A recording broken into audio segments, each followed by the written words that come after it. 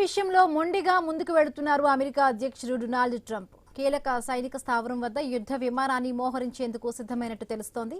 ఈ మేరకు north America aerospace defence command చేసిన ప్రకటనతో కలకలం మొదలైంది. ఈ మేరకు సోషల్ మీడియాలో పెట్టిన పోస్ట్ పెద్ద చర్చకు దారితీస్తోంది. టెన్షన్ క్రియేట్ అవుతోంది. త్వరలోని తమ సైనిక విమానం పిటుఫిక్ స్పేస్ బేస్ కు చేరుకుంటుందని తెలిపింది. ఈ ప్రాంతంలో రక్షణ కార్యకలాపాలకు సంబంధించి దీర్ఘకాల ప్రణాళికల్లో భాగంగానే ఈ మోహరింపు అని పేర్కొంది.